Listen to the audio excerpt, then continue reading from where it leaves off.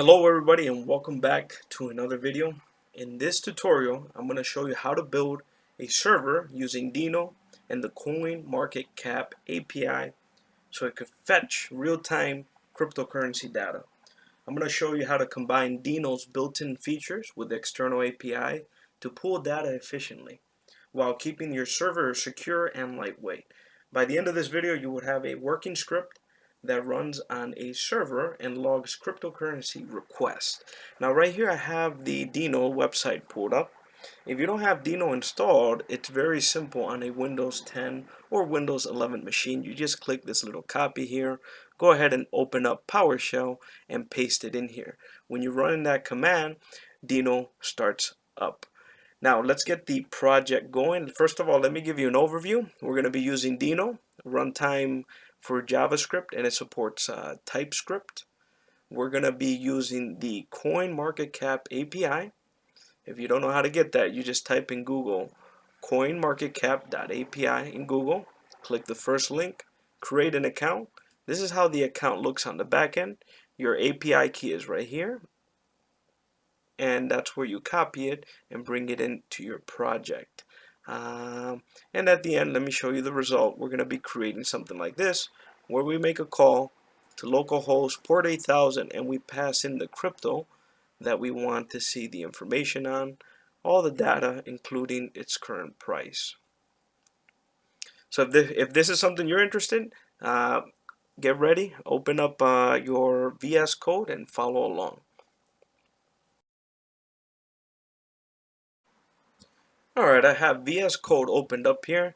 Let's go ahead and create a new project. I'm going to open a new folder. Go to the desktop here. Let's create a new folder. We'll call it Deno-Crypto. Go ahead and select that folder. Once we're in here, we're going to click the new file, and we're just going to call it server.ts for TypeScript. We have our file server.ts. Go ahead and terminal, open a new terminal. Should open inside that folder. And to make sure you have Deno, just type in Deno -- version and you should have it installed. In my case, I have the 1.46 installed and it's ready to go. Let's go ahead and start with the script.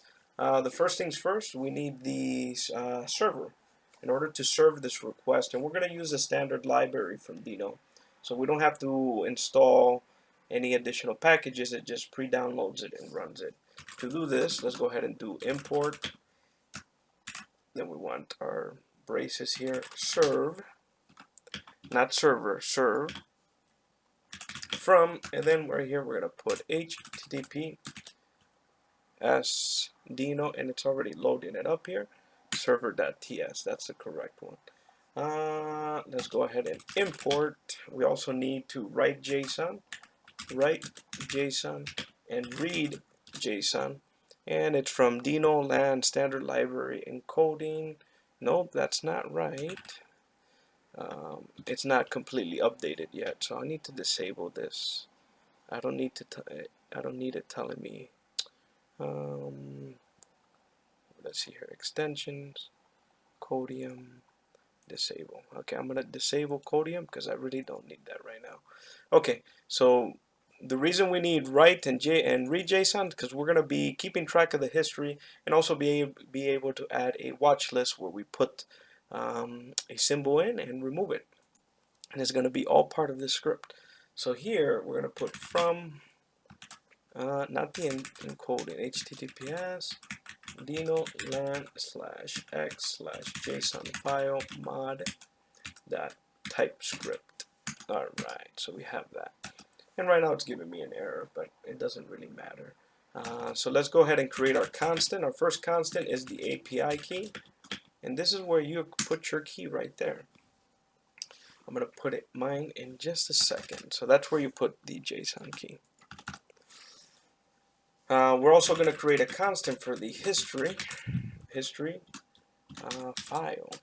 We're going to call it history.json. That's correct. Constant. We also want a watch list file, and that's correct. And the only thing we're going to add here, I wanted to save in the current folder. So any request made to this server, it will be logged in the history, and we could also log our watch list inside watchlist.json.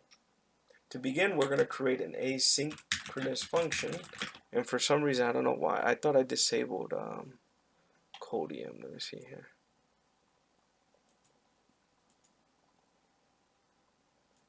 Snooze autocomplete. Okay, I snoozed it here. Our first asynchronous function, which we're going to call it fetch crypto data, is going to take a symbol that's going to be a string. And remember, we're using TypeScript, and we're going to open this up, curly braces, our function. So fetch crypto data. So now we have to create a constant of the URL. We're going to use the backticks here. Let me see here, function shift, nope, function, yep, there we go, the backtick. HTTPS pro API CoinMarketCap.com v1/cryptocurrency quotes latest question mark symbol equals, and we're going to pass our own variable here inside curly braces symbol, and we're going to put a little colon at the end. So this is the URL. You could pull this off from the documents. There we're using the v1 cryptocurrencies quote latest symbol. So once we have that constant, again, we're inside the fetch crypto data function. The next part is constant. We need a response. How do we handle the response? Well, we want it to wait, so we use await, fetch, and URL. We're going to pass an object method that we're using here is get, and we need some headers, and also we're going to pass another object in here. Make sure that's correct. X CMC, and this is a dash, CMC underscore pro underscore API underscore key, and this is where your API key that we referenced above will be brought into API key. We're going to put accepts. What is it going to accept? It's going to accept application JSON. We want it to return JSON. Headers, and we could all close this one right here. Boom. Alright, so now outside of this response, we're going to use an if statement. If there isn't a response, exclamation response dot OK, we're going to throw new error. We're going to put this inside a error fetching data, and we're going to pass it the response to, so we could visualize and see the error if one occurs. And we're going to go ahead and close this out. And finally, we're going to create one more constant down here. Data equals await response dot JSON, and then we want to return that data. So this is how our first function looks. It fetches. We pass the URL. It's waiting for a response. It's checking if there's any errors in that response, and it's returning any data. If it's successful, it's returning that data inside this one. Okay. So we're going to move on to the next function that we're going to be building, which is the log history. We want to be able to log the history, which is another async function. We're going to call it log history, and we're going to log the symbol as a string. Okay, and let's go ahead and open curly bracelets in this function. The first thing we want is the timestamp, so let's create a timestamp constant equals new date, and then we're going to convert it to string, to ISO string, boom. So that gives us a timestamp. So now let history be an array, just an empty array right now. we're gonna create a try catch block here, because we're gonna try history equals await read JSON. We pulled it up from the top. Read JSON. We're gonna pass in history file as array any. Okay, so what this line does here, it tries to read that that file.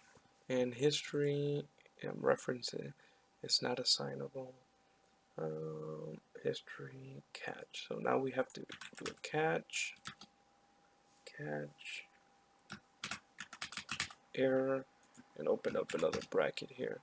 Why is this coming up? Array await read JSON history file, which we have up here as array. Okay, we'll see it in a second. So now the catch error. If there is nothing, then let's console log it to, and let's say no history file found creating a new one. So it creates a new one. Try catch, then here history dot push. What are we gonna push? We're gonna push the timestamp and the symbol.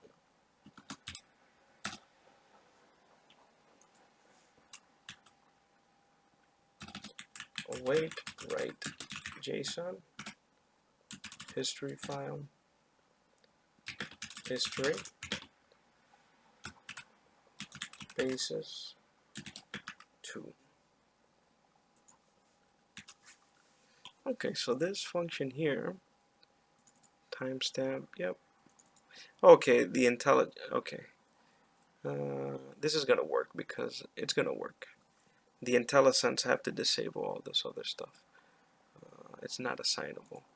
It's gonna work. Okay, so let's see here. So now we have our second function. This one, all it does, it logs the history. This one fetches the data, logs it. Let's work on our third one. The third one is called update watch list. Okay, so an async function update watch list, and this is where we handle the put and remove. We're gonna pass it a symbol, which is a string, an action, which can be add or remove. That's the action that can be taken here. And open and close curly bracelets. All right, let's try here. Let watch list equal an empty array. Watch list is, and we're gonna do the same thing. Empty array. We're gonna do a try catch block.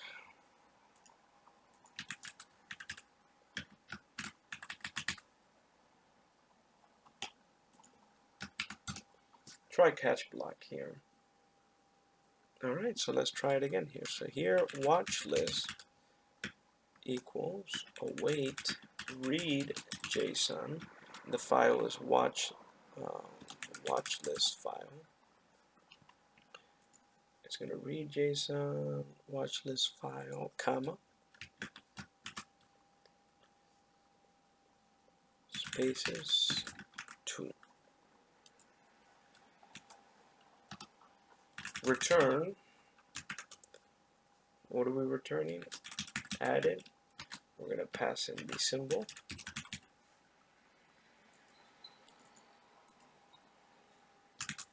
To the watch list. Boom, that's return. No, we're not returning here. I'm sorry. I'm getting confused. So here, watch list. No, okay, there we go. Watch list, read JSON, watch list. I'm not adding spaces yet. I gotta do the same thing I did as here, as array string.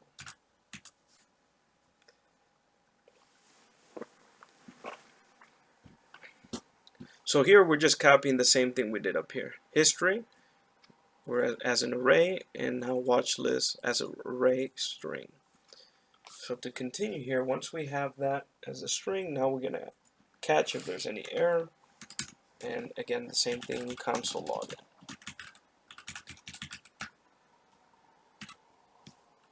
Console log node watch list. Creating a new one. Okay.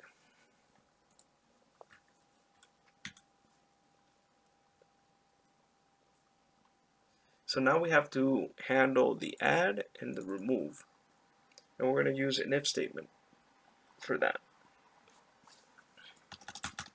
So here, follow along, if action is 3 equals add, then we're going to do something. And then down here, else if action equals remove, do this. Okay, so remove is matching and the add, if action.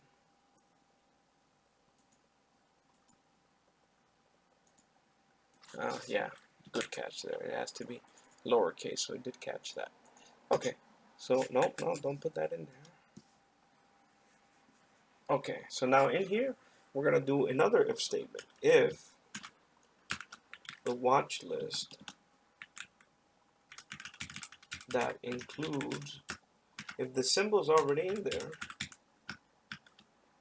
guess what? If it's not in there, we're going to add it, right? So watch list dot push, we're going to push that symbol right into that array. And did I spell this right? SYMBOL. Yep, push that into there. Now we have to await, tell them, hey, give us a second while we write this, write JSON into the watch list.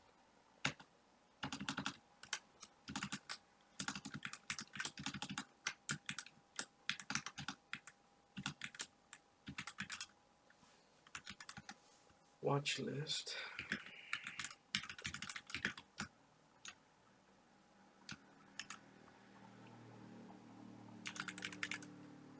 Spaces dash 2.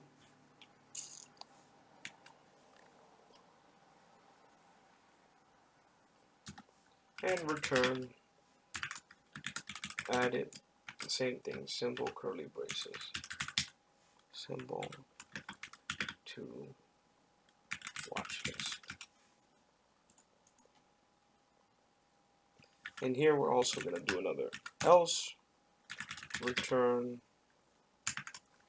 string curly braces symbol is already in the watch list. Okay, so that's what happens when add is passed in as the action. It checks it if it's already in there.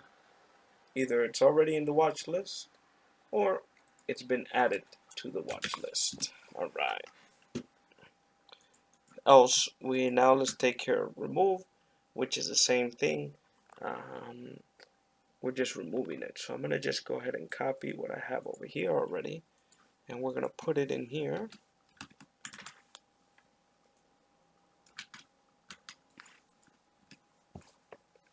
Include symbol, filter,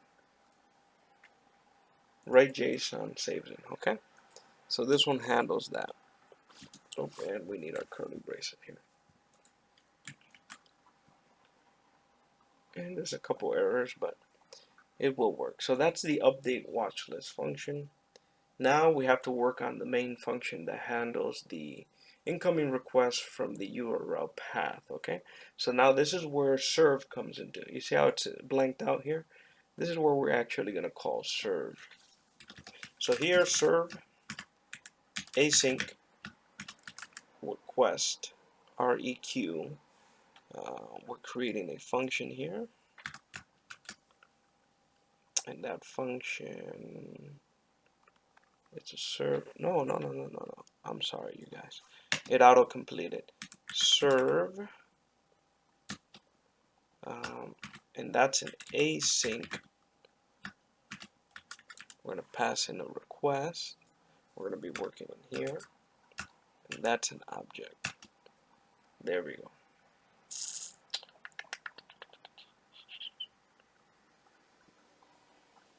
That's the object. Now, just to eliminate confusion, I already know that we're going to put a comma here, pass a port, 8000. We're going to be working inside this asynchronous function for the serve. So we have this in here. We need a couple things here. First, we need a const URL equals new URL request URL comma backticks HTTP local host port 8000, not 80,000, 8,000. All right, we need the const symbol equals URL.search params.get. We have to get, remember, we're going to pass in the parameter crypto. Question dot to uppercase. I want to make sure that it's always uppercase. Now we want to handle the put. Okay, so if URL.path_name, if the path name is equal to /put and symbol, and there is a symbol, we want to handle that appropriately. Const message equals await update watch list, pass the symbol and the command add. So we're calling the function that we created up here, update watch list. Await message update symbol add. Boom, we just wanted to add. Return new response message and just return a status 200 that it was successful. Alright, now let's handle an else if here. So else if, we're going to handle the remove, right? Else if, having a brain fart, URL path name equals /remove and symbol. Remove and symbol. So if it's remove, now we want to handle that. Const message equals await update watch list symbol remove. So one handles the add, so make sure these are spelled correctly. One is the remove. We could remove this one right here.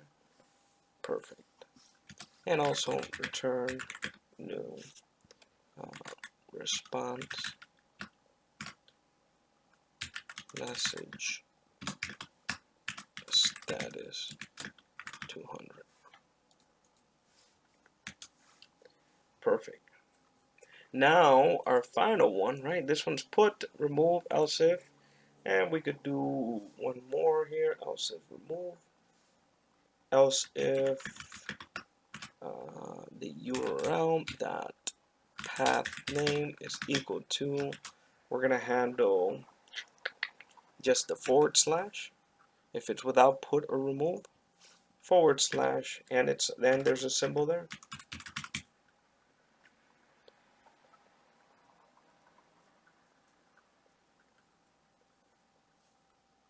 So path name or curly braces. So here now we're gonna handle if it's just this. Even though we don't want it to work with this, we want them to pass the crypto as the variable name. So in here we're gonna try a try block constant crypto data we're gonna equals crypto data equals await fetch crypto data symbol. Alright, so now here we're gonna try and we're calling this function up here, fetch, and we're gonna pass that symbol there. And we're gonna tell it to wait. Now here, return new response JSON.stringify crypto data long to status 200 headers header content type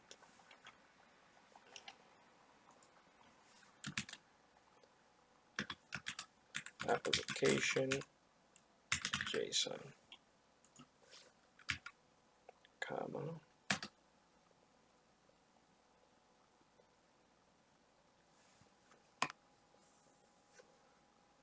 alright, so here I'm getting myself confused. Let's see here.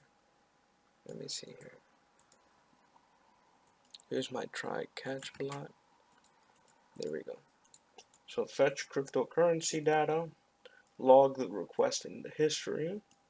Then here we have a return new JSON response. We're going to stringify the crypto data null2. These are just other variables under stringify 200 JSON. Okay, so here's our first try catch block. So now we have to finalize it with a catch. We want to catch any errors.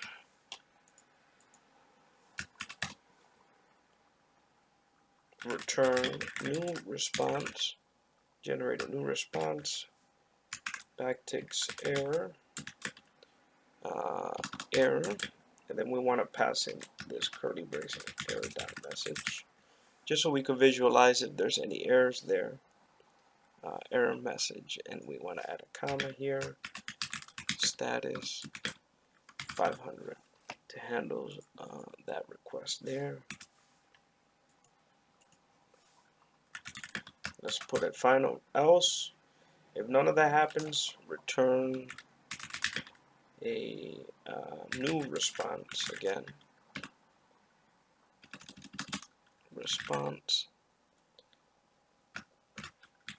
invalid request use put crypto equals symbol. This is what we're sending back to the front. Slash remove or crypto equals symbol or slash crypto equals symbol dot. And also one more comment here, status 400. Alright, so now we have our TypeScript. This should be everything. Let's go ahead and save it. So now here in the command prompt, we want to run Deno run allow net allow read and allow, I'm not going to use the environment server dot TypeScript. I need 2 dashes here.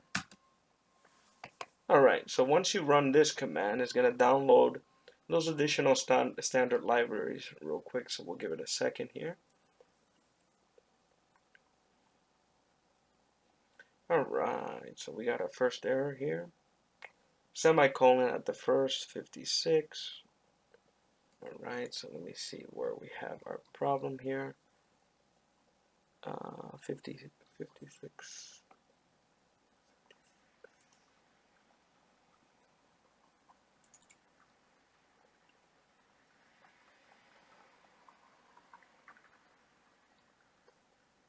Here we go. So here's our little error. We have the wrong semicolon. Alright, let's try to run that again. Alright, so now it's running. Port 8000. Let's go ahead and open our browser. And let's just try, let's see if it works. Alright, so it's unauthorized. It's unauthorized because I didn't paste in my API key. Okay, I'm back. I pasted in my API key. I'm going to rerun this server. Now it's listening on port 8000. Let's go ahead and run this. Okay, so Deno's request access to write. It's asking permission here. We have to allow it. Just click yes.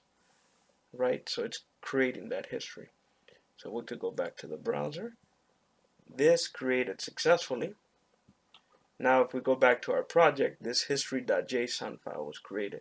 We granted what? We granted the access. So now this one, we have the symbol and the timestamp when we access. So let's go ahead and make a couple other requests in the browser. Let's try Bitcoin, BTC. Let's try Solana, HMT.